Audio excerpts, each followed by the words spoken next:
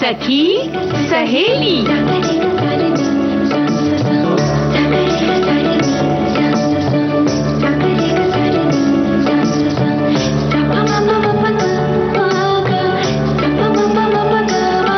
सखी सहेली।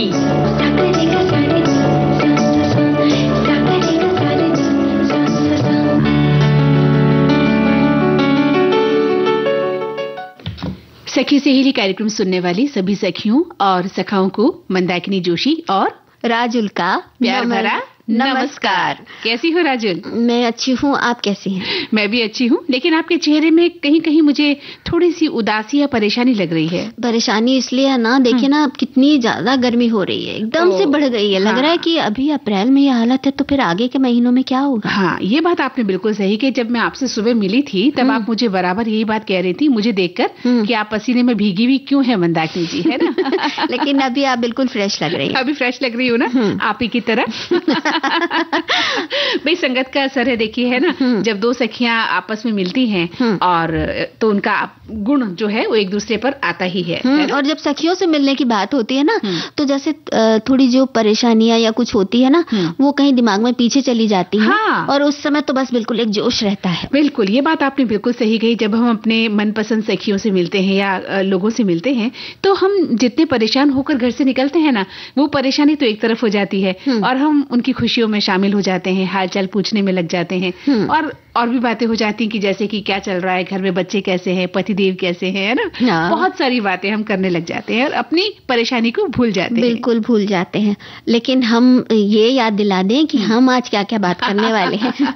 बिल्कुल हम भूलने वाले नहीं है कि आज जो विषय हम लेकर आए हैं उनसे अपने श्रोताओं को अवगत जरूर कराना है। तो बताइए आप क्या क्या लेके आए हैं आज? आज हम सुरक्षित मातृत्व दिवस के बारे में बात करने वाले हैं। ये राष्ट्रीय दिवस है और एक और राष्ट्रीय दिवस है आज पालतू पशु दिवस। बिल्कुल।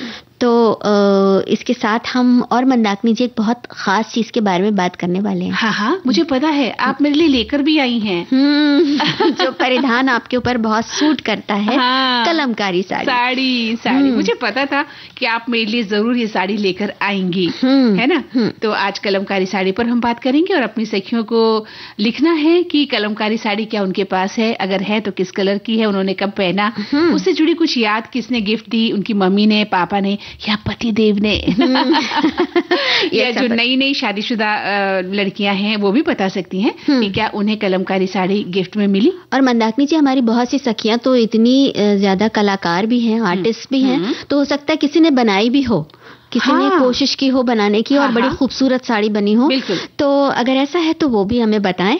और आज हम सखी विशेष के अंतर्गत मूर्तिकार लतिका कट्ट के बारे में बात करेंगे। अरे वाह, बहुत ही सुंदर आज हम बातचीत करेंगे, क्योंकि जो ललिता जी हैं वो बहुत ही सुंदर मूर्तियां बनाती हैं और मूर्ति बनाना बहुत मुश्किल काम है, बहुत मुश्किल काम है राजू।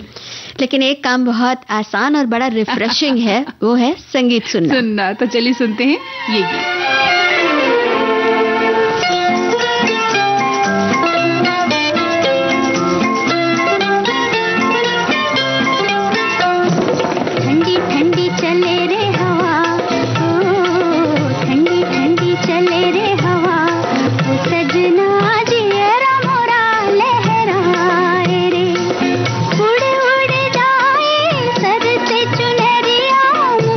निकल जाए, हाय रे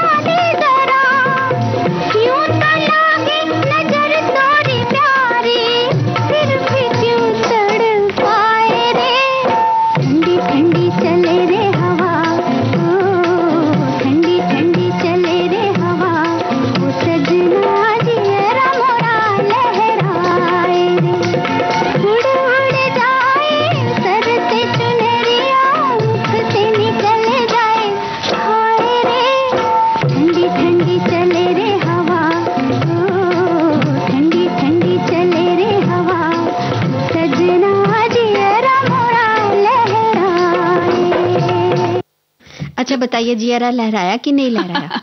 वही तो मैं कहने वाली थी कि अभी हम गर्मी की हाई तौबा मचा रहे थे और आपने ठंडी ठंडी हवा चला दी, है ना? इसीलिए तो कितना सुकून मिला है, आप नहीं जानती है। पूछिए हमारी सखियों से कि ये गीत सुनकर उनको कितना सुकून मिला होगा। अभी रसोई में भी होंगी कुछ सखियां, खाना बना रही होंगी, पसीने से लथपथ होंगी, है ना? तो ऐसी स्थिति में अगर हमने ये प्यारा सा गीत उन्हें सुनाया है तो कहीं ना कहीं वो ठंडक उन्होंने महसूस की होगी।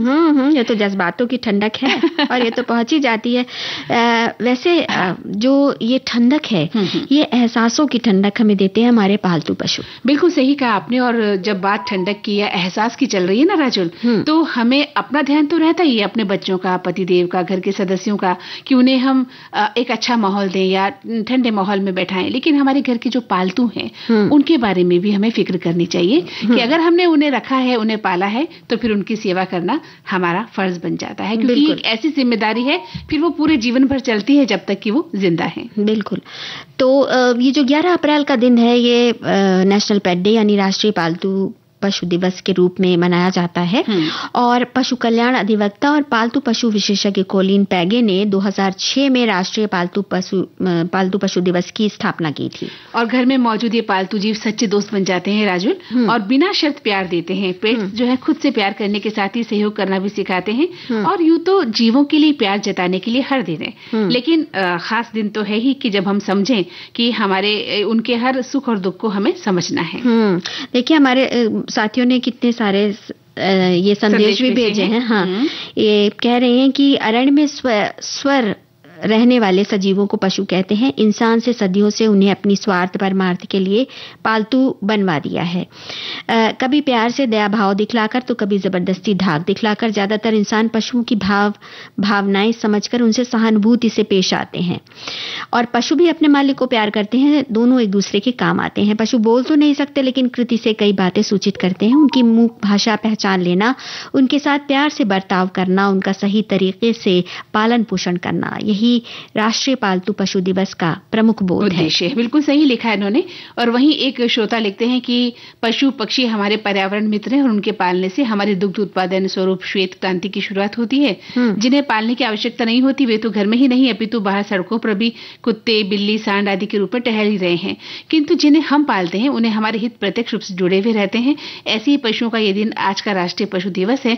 ध्यान रहे कि इनकी सुरक्षा के लिए सरकार द्वारा पशु चिकित्सा सेवाएं भी प्रदान की जाती है। और ये बात तो है कि जब ये आज का ऐसा दिन है कि सभी जो पशुओं को प्यार करने वाले हैं वो सब एक साथ एक प्लेटफॉर्म पर आते हैं। वैसे तो हर दिन है जैसा कि अभी आपने कहा था, लेकिन ये जागरूकता एक रहे कि अगर आपने कोई पेट पाला है तो उसके प्रति आपकी क्या क्या जिम्मेदारी है ये आपको पता रहे। हाँ, जैसा कि हमारे राजू कई बार पता है क्या होता है, मैंने ऐसे भी घर देखे हैं। मान लीजिए आपने किसी कुत्ते को पाला और आप चाहते हैं कि वो जो डॉग है, वो जो डॉगी है हमारे हिसाब से चले। अब जानवर है, वो नहीं समझ पाता, तो उसने आपकी बात को नहीं माना तो लोग पीटने लग जाते हैं, डंडा लेकर पिटाई कर देते हैं। ऐसे भी घर हमने देखे हैं जहाँ जानवरों को प्रताड़ित किया जाता है। हाँ, तो ये बहुत बहुत बड़ा अपराध है। बिल्कुल। और एक हमारे साथी कह रहे हैं कि हम अपने पास पालतू और पशुओं का अच्छे से ध्यान रखें, उनका ख्याल रखने के विषय में जागरूक हो। तो मुझे तो लगता है सब पालतू पशु नहीं, गर्मी आ रही है तो सड़क के पशु पक्षियों के लिए भी हमें पानी या खाने का ध्यान रखना चाहिए। और इन्होंने कहा है कि और अगर पालतू पशु भी पाल रहे हैं तो उनके लिए भी हमें इंजेक्शन और उनके खाने पीने इन सब चीजों की ध्यान रखना चाहिए, जैसे अपने घर के बच्चे क्या रखते हैं। बिल्कुल सही कहा इन्होंने। और अब ये एक श्रोता कहते हैं कि अंतर्राष्ट्रीय पशु पालतू दिवस इसलिए मनाया जाता है कि हम अपने पास पालतू और पशुओं का अच्छे से ध्यान रखें, उनका ख्याल रखने के विषय में जागरूक हों। और मुझे तो लगता है कि सब पालतू पशु नहीं, गर्मी आ रही है तो सड़क के पशु पक्षियों के लिए भी हमें खाने पीने का ध्यान रखना ही चाहिए। और अगर हम पालतू पशु को पाल ही रहे हैं तो उनकी भी ऐसे देखभाल करनी चाहिए जैसे हम अपने घर में किसी बच्चे की करते हैं। उसी प्रकार उनके खाने पीने, उनके बाकी चीजों का, उनके इंजेक्शन का, उनकी दवाओं का हमें ख्याल रखना चाहिए। जैसे हम अपने घर के बच्चे का ख्याल रखते हैं तो हमें पालतू पशु की देखभाल बहुत अच्छे से करनी चाहिए, उन्हें खुश रखना चाहिए और खुद भी खुश रहना चाहिए। और एक संदेश बड़ा प्यारा सा है, कह रही हैं हमारे एक साथी कि हमने भी एक पर्शियन बिल्ली बिल्कुल व्हाइट कलर की पाली है, उसका नाम है केटी। अगले महीने मई में वो 1 साल की हो जाएगी और मेरी पत्नी और बच्चे उसका जन्मदिन मनाने की तैयारी कर रहे हैं। अरे वाह, तो उसका जन्मदिन मनाइए प्यार से, अपनी केटी या किट्टी जो भी नाम आपने रखा है उसको प्यार से रखिए, दुलारिए, बहुत अच्छा लगता है। अच्छा राजुल, अगर मैं आपसे कहूँ कि आपको कौन सा पेट पसंद है, आप क्या पालना चाहती हैं? पेट पालने के नाम पर देखिए लोग मछली भी पालते हैं, मछलियां भी पालते हैं, कछुए भी पालते हैं, खरगोश भी पालते हैं। मैंने भी मछलियां और ये कछुए ये एक बार रखे थे घर में। लेकिन एक बात जो बहुत ध्यान रखने वाली है कि अगर आप घर में किसी जीव को रख रहे हैं तो ये ध्यान रखिए कि वो आपकी तरह ना तो खाते पीते हैं, ना आपकी तरह चलते फिरते हैं, तो उनके लिए आपको अलग से समय देना होगा। और अगर आप कहीं बाहर जा रहे हैं तो उनका ख्याल रखना होगा, ये घर में पड़ी हुई कोई चीज नहीं है। उनका ऐसा ख्याल रखना होगा कि उनके खाने पीने से लेकर उनकी सभी सुविधाओं का आप ध्यान रख पाएं, तभी पेट पाले जाएं। इसलिए जब ऐसा लगा कि नहीं कर पा रही हूं तो मैंने उन्हें दे दिया। वैसे मंदाकिनी जी, कुछ बातें हैं कि जो ध्यान रखनी चाहिए कि अगर घर में पेट्स हैं तो ये कि अगर उनके संपर्क में आए तो अपने हाथ अच्छी तरह से धोएं। ये बहुत जरूरी है। और जो अगर खासतौर से गर्भवती जो महिला है और जो जिनकी इम्यूनिटी कम है, ऐसे लोगों को तो और भी ज्यादा ध्यान रखना चाहिए। अपने पालतू जानवरों को स्वच्छ और स्वस्थ रखें और उनका टीकाकरण भी आपको समय समय पर कराना है। साथ ही जब आपके बच्चे जानवरों के साथ बातचीत कर रहे हो, खेल रहे हो, तो आपकी निगरानी उन पर होनी चाहिए। बिल्कुल। और एक और बात यह है कि बच्चों को, अपने पालतू पशुओं को चूमते हैं हम लोग, है ना, खूब प्यार करते हैं, तो जानवरों को छूने के बाद अपने हाथ या अन्य वस्तु को मुंह में डालने से रोकना होगा। और ये जो चूमने वाली जो हमारी प्रवृत्ति, इसको भी रोक लगानी होगी। बहुत सारे इन्फेक्शन इससे होते हैं। प्यार करिए, हाथ से उन्हें दुलार सकते हैं और वो ज्यादा बेहतर है। और उसके बाद आपको हाथ जरूर धोना है। तो जो गर्भवती स्त्रियां हैं या जो छोटे बच्चे हैं उनको भी बचाना है ना? और हमें अब एक छोटा सा अंतराल लेना है।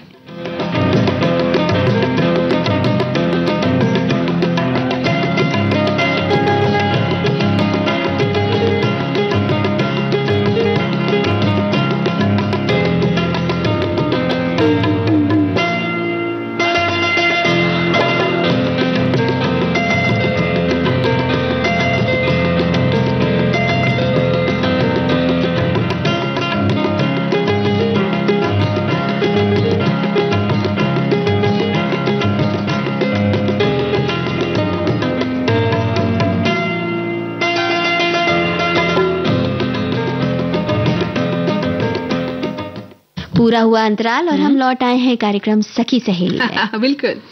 तो अब एक गीत सुन ले राजू, है ना?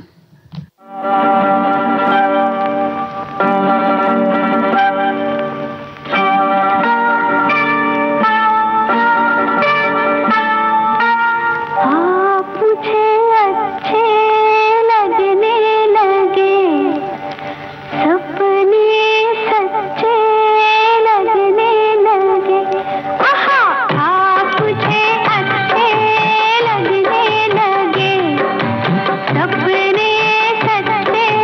लगने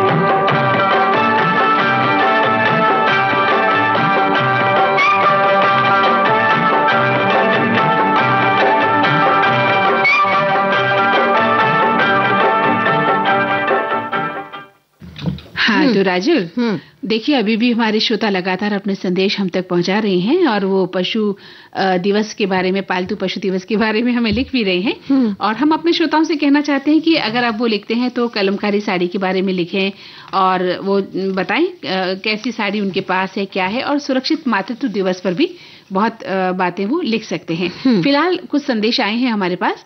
एक श्रोता लिखती है कि मंदाकिनी बहना, राजुल बहना जी को नमस्कार, स्नेह और ठंडी ठंडी चली ये हवा गीत सुनकर वाकई गर्मी से राहत मिली है और आज के विषय भी बहुत बढ़िया है। आप बहनों बहुत बहुत धन्यवाद, शुक्रिया। हमारे यहाँ एक डुग्गी डॉगी है जो हमें समय का ध्यान दिलाती है, मानो हमारे घर की घड़ी वही है, हमको मालूम पड़ जाता है कि इतने बजे हैं। अरे वाह। हमारी एक साथी कह रही है कि कुछ सालों तक हमारे परिचित ये कहा करते थे कि आप मुंबई चले जाओ, वहां का मौसम बहुत अच्छा सदाबहार है मौसम।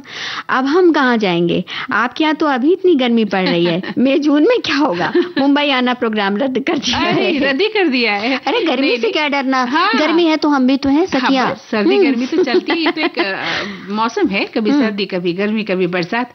आइए और मुंबई आने का अपना प्रोग्राम को रद्द मत कीजिए।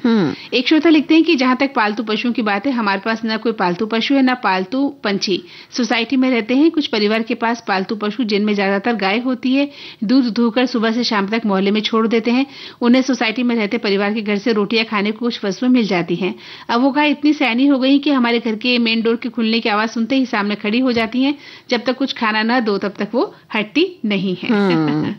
खैर तो, एक बात तो मैं कहना चाहूंगी राजू कि गाय तो घर के आगे आके खड़ी होती है, या कुत्ता है आपके घर के आगे आता है, अगर आप उन्हें रोटी डालते हैं उनको भी एक आस होती है, एक विश्वास होता है कि इस घर से हमें कुछ खाने को मिलेगा। लेकिन जो लोग पालतू पशुओं को आवारा छोड़ देते हैं वो गलत बात है। वो गलत बात है ना। वो सड़क डोलते रहते हैं, कई बार दुर्घटना का कारण बन जाते हैं यही कुत्ते या गाय, है ना, या सांड है। तो इन्हें आप ऐसे आवारा मत छोड़िए। जब आपने दूध दोह लिया उसके बाद भी इनकी कोई व्यवस्था तो कीजिए कि इनको कहाँ रखना है, कैसे रखना है। बिल्कुल बिल्कुल। तो ये बहुत जागरूकता बहुत जरूरी है। और छोटे शहरों में अक्सर होता है कि इस तरह के पशु जो है आवारा होकर सड़कों पर घूमते रहते हैं और वो दुर्घटना का कारण भी बन जाते हैं। बिल्कुल।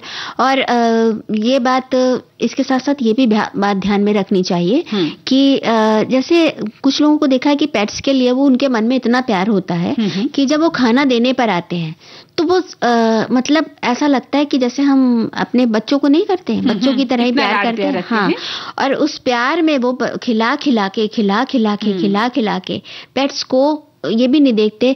कई बार ऐसा होता है कि पेट्स को कुछ डाला आपने खाने के लिए और आपको लगा कम है, आपने उसके ऊपर और डाल दिया। अब पेट्स ने नीचे का खा लिया, अब आपको लग रहा है ये इसने खाया नहीं, शायद बाद में खाएगा, और पता चला कि उसमें जो है कुछ फंगस भी लग सकती है, कीड़े भी लग सकते हैं, तो उसकी तबीयत भी खराब हो सकती है।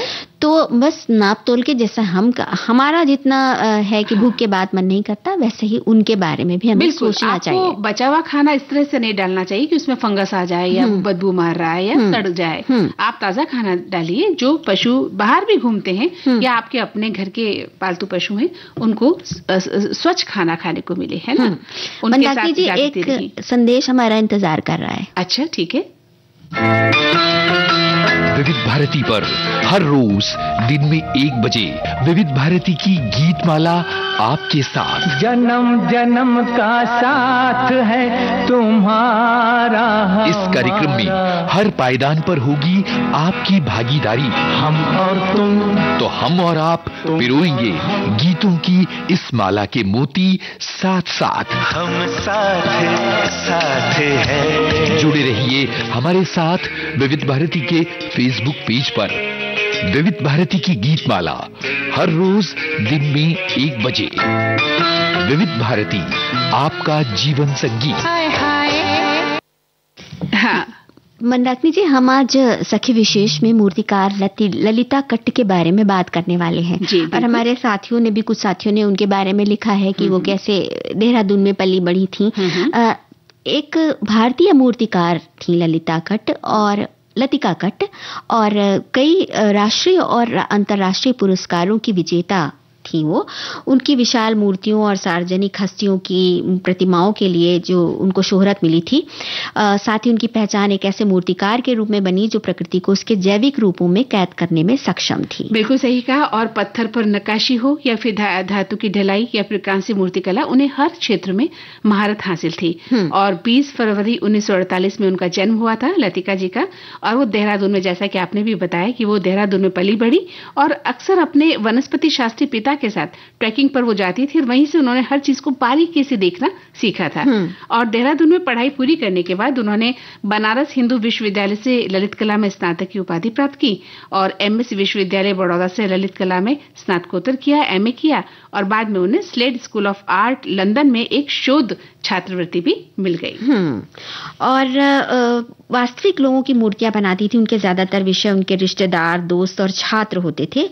उन्होंने मूर्तियां बनाने के लिए, कांस्य खरीदने के लिए, कांसे की मूर्ति बनाती थी तांबे की, तो पैसे नहीं थे तो उसके लिए उन्होंने साड़ियां तक बेची और पैसों की कमी की परवाह किए बगैर उन्होंने अपना ये सफर जारी रखा।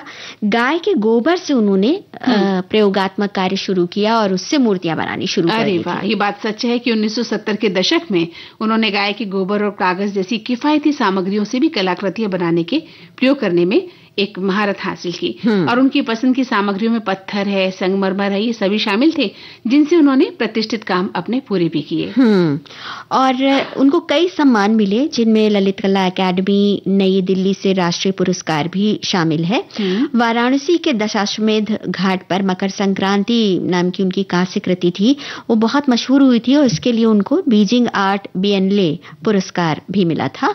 उन्होंने नई दिल्ली में जो विश्वविद्यालय है जामिया मिलिया इस्लामिया, उसमें भी पढ़ाया और ललित कला विभाग में भी पढ़ाया और अपना समय दिल्ली और बनारस में रहते हुए बिताया। और 25 जनवरी 2025 को 76 वर्ष की आयु में उन्होंने संसार को अलविदा भी कह दिया था। तो ऐसी थी वो मूर्तिकार और बहुत ही खूबसूरत मूर्तियां गढ़ा करती थी।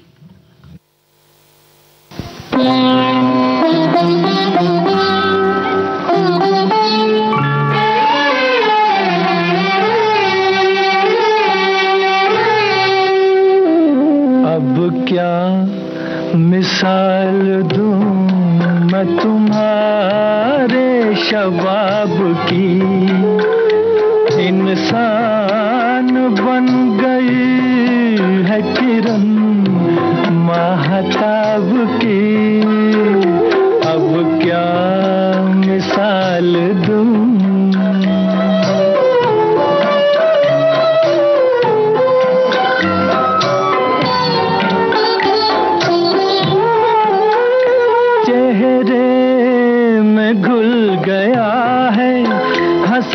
चांदनी का नूर, आँखों में है चमन की जवारात का सुरूर, गर्दन है एक झुकी हुई डाली, डाली गुलाब की।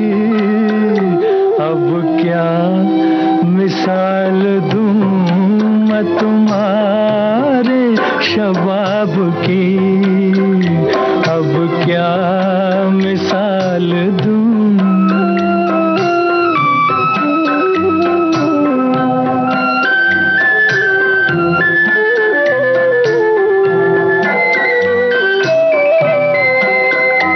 गेसू खुले तो शाम के दिल से धुआं उठे, छूले कदम तो झुक के न फिर आसमां उठे, सौ बार झिलमिलाए शमा, शमा आफताब की। अब क्या मिसाल दूं,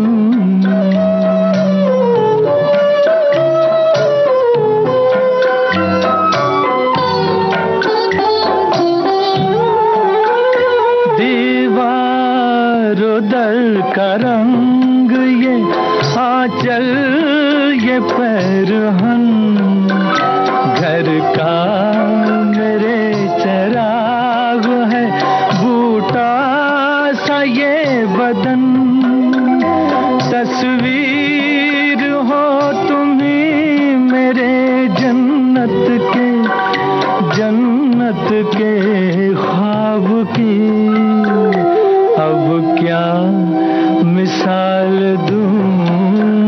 हमारे शबाब की, इंसान बन गई है किरण महताब की। तो राजुल, अब समय हो गया है एक अंतराल का।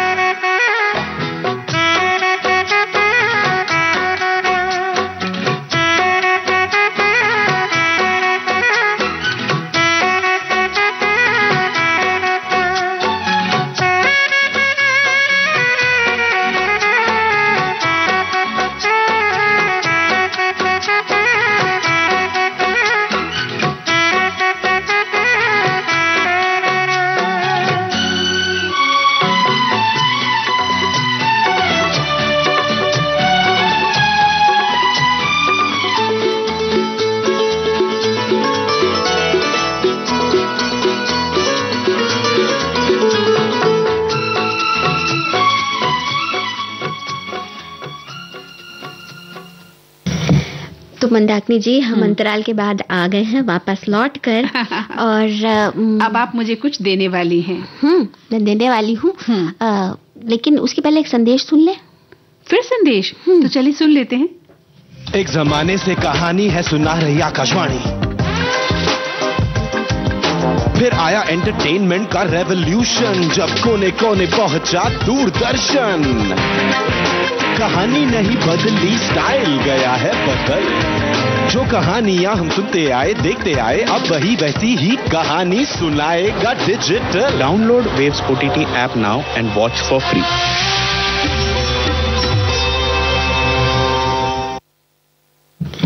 तो अब हम बात करने वाले हैं उस चीज की जो मैंने अभी आपको दी है। वही तो मैं कह रही हूँ, आपने मुझे इतनी खूबसूरत साड़ी दी है जिसका नाम है कलमकारी साड़ी, है ना। और इतना प्यारा रंग लेकर आई हैं आप, हरे रंग की ये साड़ी लेकर आई हैं, और इसमें ये जो डिजाइन है ना, ये बहुत ही सुंदर लग रही है मुझे। उसके लिए मैं आपको शुक्रिया कहना चाहती हूँ, और हमारी सखियों से भी मैं कहना चाहती हूँ, अगर आपके पास भी कलमकारी साड़ी है तो आपने उसे कब पहना, कैसे पहना, किसने दी, कब दी, ये जिक्र हमें करिए, बताइए। उस साड़ी से जुड़ी कुछ यादें होंगी आपकी कि कभी आपने उस साड़ी को कहाँ पहना था और कैसा आपको अनुभव हुआ था। और हम तो बात करेंगे ही कि परिधानों की दुनिया में अगर साड़ी की बात की जाए तो साड़ी हमेशा सबसे ऊपर रही है, और समय के साथ साड़ी ने अपना रूप बदला है राजू। फिर भी जब भी पहनते हैं तो भारतीय संस्कृति की पहचान कहते हैं कि दूर से ही झलकने लगती है। बिल्कुल। और इसी पहचान का एक विशेष अंदाज है कलमकारी साड़ियां, जो परंपरागत और मॉडर्न दोनों स्टाइल को अपने में समेट लेती हैं। तो कलमकारी साड़ियां आंध्र प्रदेश और तेलंगाना की एक प्रसिद्ध पारंपरिक कला कलम कला से बनाई जाती है ना। और हमारे जो साथी हैं वो भी इस बारे में बहुत सारी जानकारी हमारे साथ साझा कर रहे हैं। एक साथी कह रहे हैं कि साड़ियों की दुनिया कलमकारी साड़ी, भाई वाह क्या बात है। साड़ी और कलम एक शरीर पर धारण की जाती है, और दूसरी ओर कलम लेखन कार्य हेतु लेखकों के बीच लोकप्रिय है। भले ही वो अब आजकल कागज पर कम, मोबाइल पर ज्यादा चलाई जा रही है, लेकिन आज कलम की कलमकारी साड़ियों पर भी देखेंगे। बिल्कुल देखेंगे, बिल्कुल सुनेंगे आप इस पर चर्चा। और अगर आपके घर में आपकी पत्नी के पास कलमकारी साड़ी है तो उसका जिक्र भी करें, या नहीं है, या आपकी पत्नी ने कभी जिद की और इस बात पर बहस हो गई, उसका भी जिक्र आप कर सकते हैं। तो जिस साड़ी का हम जिक्र कर रहे हैं वो प्राचीन भारत में जैविक रंगों और प्राकृतिक साधनों का उपयोग करके पेंटिंग की कला बहुत ही लोकप्रिय थी। और उस समय पेंटिंग में देवी देवताओं और पौराणिक कथाओं के दृश्यों को दर्शाया जाता था। तो कलमकारी कला में प्राकृतिक रंगों का उपयोग किया जाता है, जो पौधों, खनिजों और अन्य जो प्राकृतिक स्रोत हैं उनसे प्राप्त होते हैं। और कलमकारी की दो मुख्य शैलियां हैं, जो आप बताइए कौन कौन सी हैं। ये देखे ना, हमारे साथी ने संदेश भी भेजा है। क्या भेजा है बताइए। कि भारत में कलमकारी कला की दो विशिष्ट शैलियां हैं, श्रीकालहस्ती शैली और मछलीपट्टनम शैली। कलमकारी की श्रीकालहस्ती शैली, जिसमें विषय को स्वतंत्र रूप से चित्रित करने और रंग भरने के लिए कलम या कलम का उपयोग किया जाता है पूरी तरह से हाथ से बनाई जाती है।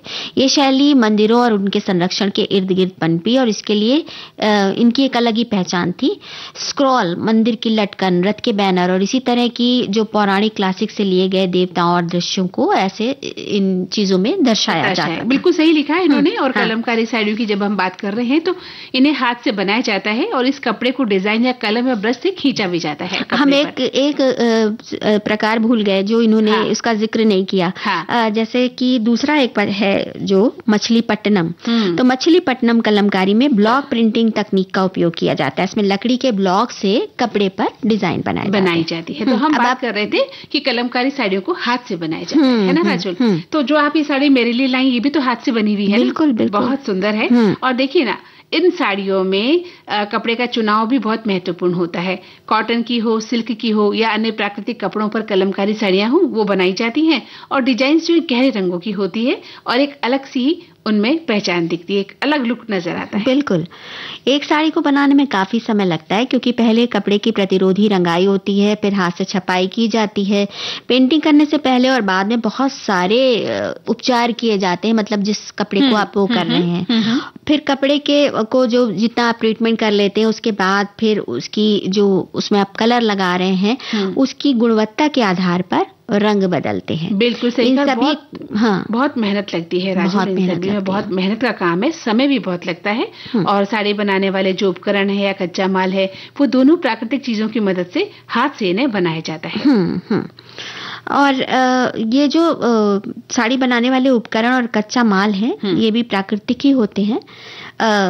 इसमें जो बांस की कलम है वो छपाई प्रक्रिया में उपयोग किए जाने वाला सबसे महत्वपूर्ण उपकरण होता है। ये बांस की ईख से बनता है। एक सूती कपड़े को ईख पर लपेटा जाता है और इसे सूती धागे से लपेट दिया जाता है। तो फिर रूपरेखा और रंग भरने की प्रक्रियाओं के लिए 2 तरह के कलम तैयार कर लिए जाते हैं। बिल्कुल। और चित्रकारी के लिए जिस कपड़े का इस्तेमाल होता है उसे भी कई दिनों तक भैंस के दूध में भिगोया जाता है और इससे क्या होता है कि चित्रकारी करना बहुत आसान हो जाता है। तो और ये ऐसी होती है कलमकारी साड़ी। हाँ, और मंदाकिनी जी ये देखिए कि ये जो साड़ियाँ होती हैं ये आपके लुक को कैसे बदल देती हैं। आपके बिल्कुल जब पहनो व्यक्तित्व है उसमें एक अलग ही निखार नजर आता है इन साड़ियों को पहनने से, क्योंकि हमारी संस्कृति से जुड़ी हुई साड़ियाँ हैं, हमारी जो कलाएं हैं, लोक कलाएं हैं, उनका इसमें विवरण देखने को मिलता है ना। तो इतने पुराने समय से ये बनती है राजुल, लेकिन आज तक ये पुरानी नहीं हुई है साड़ियाँ। और आजकल तो बहुत फैशन में भी है। हाँ बिल्कुल। और जितने भी बड़े बड़े प्रोग्राम्स हमारे घरों में होते हैं, त्योहार आते हैं या उत्सव में भी उत्सव होते हैं, उनमें हम इन साड़ियों को जरूर पहनते हैं। वही तो मजे की बात है। उत्सव पे भी कलमकारी साड़ी पहन लीजिए तो सच के खड़े हो जाएंगे। बहुत सुंदर लगते हैं।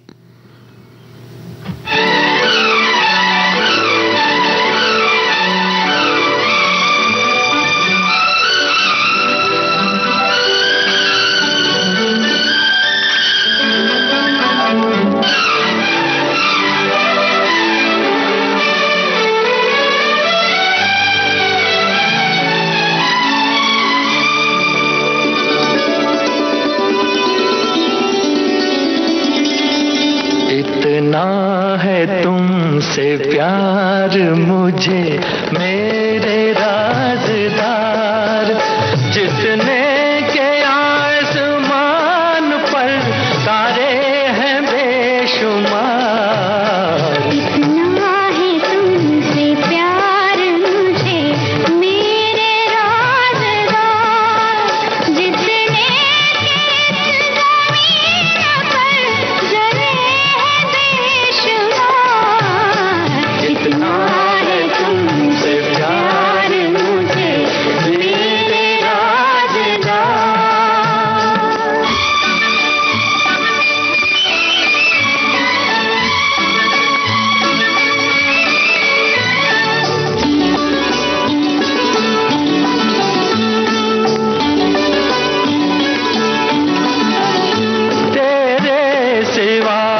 किसी को न लाया निगाह में, लाखों हसीन आए जवानी की राह में, सदियों से कर रहा था तुम्हारा ही इंतजार।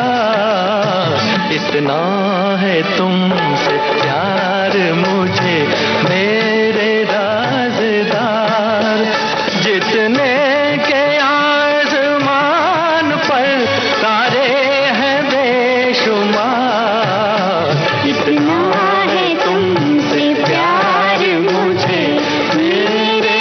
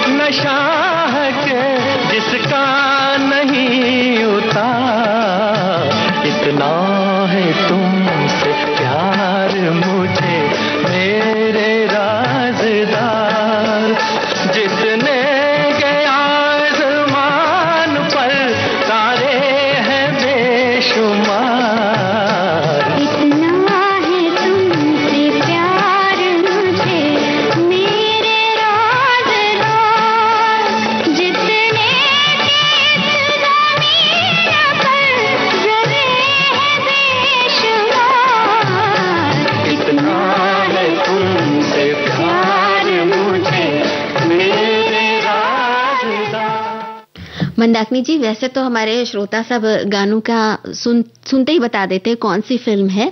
जैसे कि ये सूरज फिल्म का जो गाना भी हमने सुना, मोहम्मद रफी सुमन कल्याणपुर का गाया हुआ, इसके बारे में भी हमारे श्रोताओं ने बता दिया। अच्छा। हमारे एक श्रोता जानना चाहते हैं, जो हमने सबसे पहले कार्यक्रम में गाना सुनवाया था, ठंडी ठंडी बरसाई थी, वो गेस्ट हाउस फिल्म का गाना था। अच्छा। लता मंगेशकर का गाया हुआ। तो वो ये भी जानना चाहते थे। तो बहुत बारीकी से कार्यक्रम सुनते हैं। यहाँ तक कि जो हम वाद्य संगीत बीच में बजाते हैं ना अंतराल के दौरान, कई बार तो श्रोता उसका भी जिक्र करते हैं कि वो वाद्य संगीत बजाया जा रहा है। सही बात है ना। तो एक श्रोता लिख रहे हैं कि कलमकारी साड़ियां हाथ से छपी या ब्लॉक मुद्रित भारतीय वस्त्र है और ये अपने मूल्यवान कपड़े के लिए प्रसिद्ध है। इसमें रंग, डिजाइन और प्राकृतिक रूपों का वर्णन शामिल है। कलमकारी साड़ियों में केवल प्राकृतिक रंगों का उपयोग किया जाता है, जो इमली की कलम से सूती या रेशमी कपड़े पर एक प्राचीन हाथ की पेंटिंग होती है। वहीं एक लिखते हैं कि चित्रकारी होती है साड़ी में। अब रंग यदि प्राकृतिक हैं तो फिर पानी में जाने पर उनके छूट जाने का एक अलग भय रहता है। और इनकी यहाँ एक मऊ जिला है जहाँ सूती मवाली साड़ी भी बनाई जाती है, लेकिन इन साड़ियों का रंग नहीं जाता है ना। हाँ, और फिर ये भी बात है ना कि कीमती साड़ियाँ होती हैं। हम सिल्क पर बनाते हैं या कॉटन पे बनाते हैं और रोज में नहीं पहनने वाली होती। तो ज्यादातर इन साड़ियों को अगर धोना है तो या तो लॉन्ड्री वॉश होता है, और अगर ऐसा नहीं है तो कुछ देर के लिए जैसे बहुत से लोग ऐसा भी करते हैं कि कपड़े को पानी और नमक में नमक घोल देते हैं, डाल देते हैं। हाँ, और उसमें थोड़ी देर के लिए भिगो देते हैं, जिससे कि ताकि उसका रंग नहीं निकलता है, पक्का हो जाए। तो इस तरह के जो हैंडमेड कपड़े होते हैं उनके लिए इस तरह का उपचार किया जा सकता है। किया जा सकता है, या तो फिर आप ड्राई क्लीन करवाइए, क्योंकि कभी कभी ये साड़ियाँ पहनी जाती हैं। हम रोज तो पहनते नहीं इन साड़ियों को। और अगर जैसा कि दूसरा राजुल ने कहा कि आप नमक डालकर पानी में उसको भिगो सकते हैं। कुछ लोग फिटकरी भी डालते हैं नमक के साथ, ताकि अच्छा ताकि उसका कलर नहीं छूटे। हाँ, वो एक एकदम डरने की जरूरत नहीं है, डरने की जरूरत नहीं है ना। हाँ भाई बड़ा डर लगता है हमारी साड़ियों में रंग लग जाए या खराब हो जाए, रंग उतर जाए तो मन कितना दुखी होता है ना। बिल्कुल। इसलिए आप डरिए मत और इस तरह के उपाय आप कर सकते हैं। तो अब तो हम अपनी उस बात के बारे में बात करने जा रहे हैं ना मंदाकिनी जी, जिसके बारे में हमारे श्रोताओं ने इतने सारे संदेश भेजे हैं। अच्छा, बहुत सारे तो संदेश। इसमें सखियां ज्यादा हैं या सखा ज्यादा हैं? सखी भी हैं, सखा भी हैं। आपको क्या बताऊं, मतलब इतने सुंदर सुंदर संदेश भी हैं सबके कि लग रहा है कि बस कितने ध्यान से इन्होंने। हाँ देखिए ऐसा है ना, मैंने इसलिए पूछा था कि हम बात मातृत्व की करने वाले हैं और सखियां जो कि मातृत्व से युक्त होती हैं तो वो अपनी बात रखना चाहती हैं। उन्हें पता है कि सुरक्षित मातृत्व दिवस क्या है, क्यों मनाया जाता है, इसकी इम्पोर्टेंस है, इसकी महत्वता क्या है, इसलिए वो ज्यादा से ज्यादा अपने विचार हम तक पहुंचा रहे हैं, है ना। तो आज का ये दिन बहुत महत्वपूर्ण है, हम सभी जानते हैं। और हमारे एक श्रोता लिखते भी हैं कि मातृत्व दिवस की सभी बहनों को हार्दिक शुभकामनाएं। और माँ बनने का ये जो सफर है, लिखते भी है माँ ओ माँ, मृत्यु के कई रास्ते हैं, जन्म के लिए सिर्फ एक माँ है। एक और श्रोता है, उन्होंने ये लिखा है जन्म के लिए सिर्फ एक माँ है। माँ बनने का ये सफर इतना आसान नहीं होता। गर्भावस्था और प्रसव के दौरान कई महिलाएं अपनी जान तक गंवा देती है। वे उस समय प्रसव पीड़ा को सहन नहीं कर पाती और असमय दुनिया को अलविदा कह देती हैं। केंद्र सरकार की तरफ से सुरक्षित मातृत्व के लिए कई योजनाएं चल रही हैं, जिनके सकारात्मक नतीजे भी देखने को मिल रहे हैं।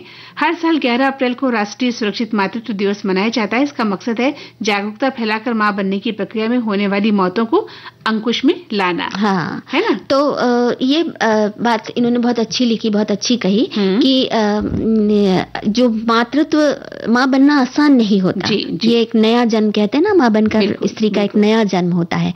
तो इसका बहुत ख्याल रखना चाहिए। इस बारे में हम और बातें भी करेंगे। अभी हम एक गीत सुन लेते हैं। चलिए सुनते हैं। कितनी अच्छी है तू, कितनी भोली है, प्यारी प्यारी है।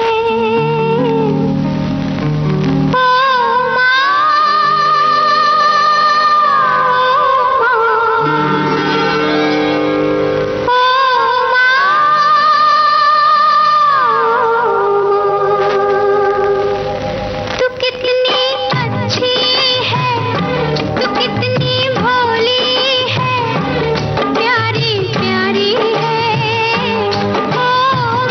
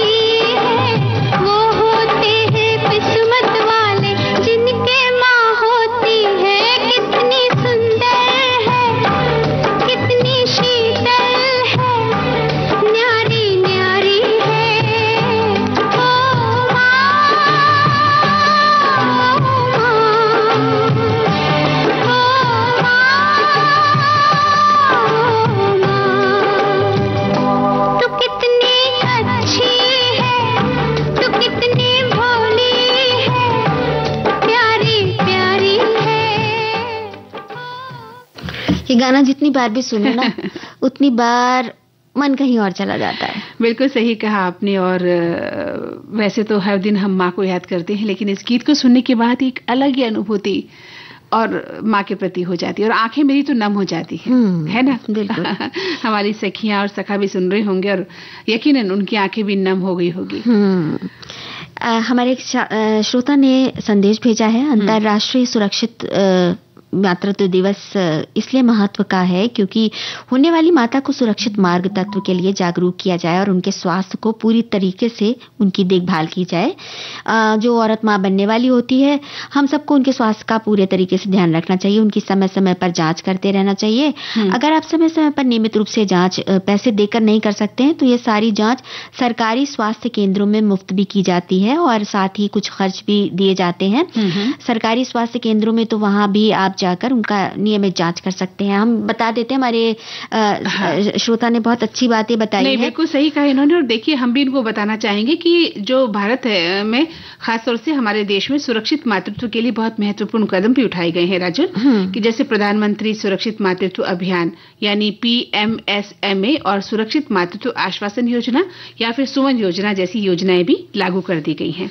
इनके द्वारा क्या है कि जो गर्भवती महिलाएं हैं उनकी व्यापक और गुणवत्तापूर्ण जो प्रसव हो पूर्व उसे देखभाल की जाती है। मतलब उनका प्रसव से पूर्व देखभाल की जाती है और इसके लिए गर्भवती महिला का रजिस्ट्रेशन भी किया जाता है।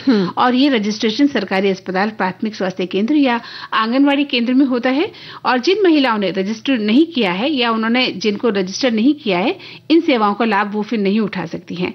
इसलिए ऐसी योजनाओं का लाभ मिले ऐसा आप प्रयास करें और सरकारी और निजी जो चिकित्सक है उनके सहयोग से जांच और दवाएं मुहैया भी करवा सकते हैं। बिल्कुल। और नवी तारीख सुरक्षित की गई है इसके लिए, जिसमें आप जाके जांच कराई जाती है। जो दूसरी तिमाही होती है उस दौरान अल्ट्रासाउंड, रक्तचाप परीक्षण जैसी जरूरी जांचें भी होती हैं और कुछ सप्लीमेंट्स दिए जाते हैं, कुछ दवाएं दी जाती हैं। और अगर छुट्टी है नवी तारीख को किसी माह की तो जो अगला कार्य दिवस होता है उस पर ये सुविधा मिल सकती है।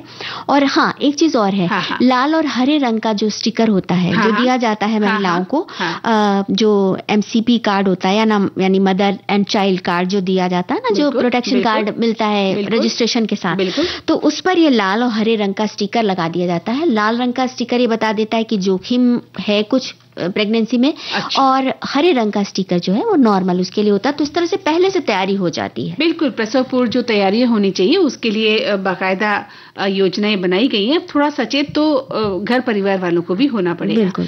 और जैसा कि आपने कहा कि लाल और हरा स्टिकर होता है, इससे पता चल जाता है। इसके अलावा गर्भवती महिलाओं को मातृ एवं बाल संरक्षण कार्ड और सुरक्षित मातृत्व पुस्तिकाएं भी दी जाती हैं। और सुरक्षित मातृत्व आश्वासन या सुमन योजना गर्भवती महिलाओं, बीमार नवजात शिशुओं और माताओं को प्रसव के 6 महीने तक निःशुल्क उपचार की योजना भी दी जाती है। और हमारे एक साथी ने कहा है कि आज का दिन उनके लिए बहुत खास है क्योंकि आज मेरी बहू को डिलीवरी के लिए हॉस्पिटल में दाखिल कराना है। अरे, मातृत्व को पुनर्जन्म कहा जाता है। अरे बहुत बहुत शुभकामनाएं हम इन्हें देते हैं और बहुत ही अच्छा शुभ संदेश इन्हें प्राप्त हो, हम उम्मीद करते हैं। हम एक गाना सुनते हैं। बिल्कुल सुनते हैं।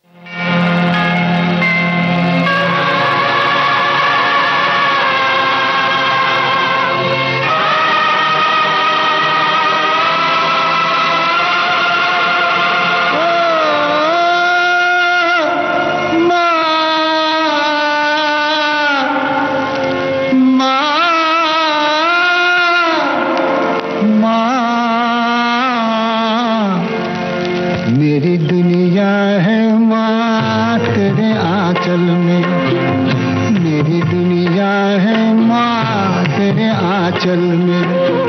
शीतल छाया तो दुख के जंगल में, मेरी दुनिया है माँ तेरे आंचल में।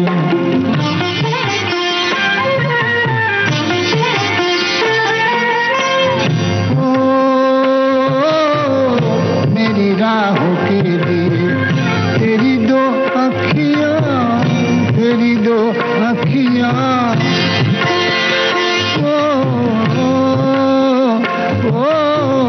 मुझे गीता से बड़ी तेरी दो बत्तियाँ, तेरी दो बत्तियाँ। युग में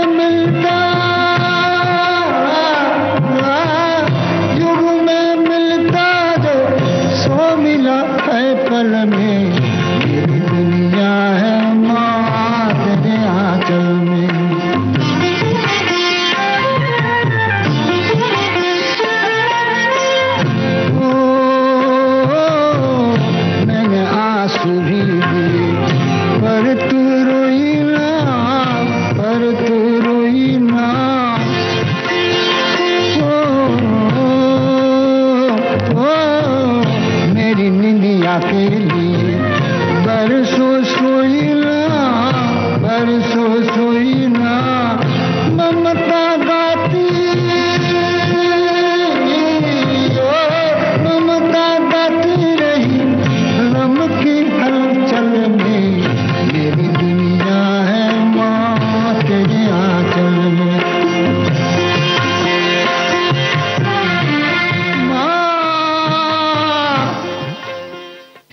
तो राजुल, ये गीत सुनकर भी रोंगटे खड़े हो गए हैं। जब एस.डी. बर्मन साहब पुकारते हैं माँ, तो माँ याद आ जाती है।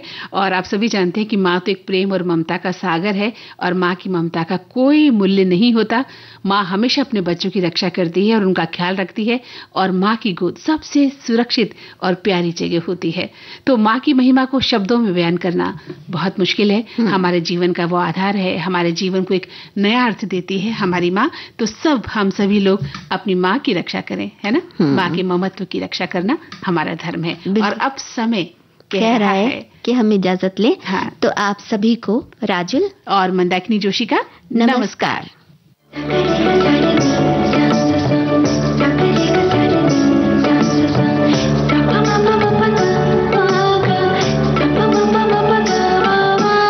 सखी सहेली, इस कार्यक्रम की प्रस्तुत करता है अनुश्री पाठक।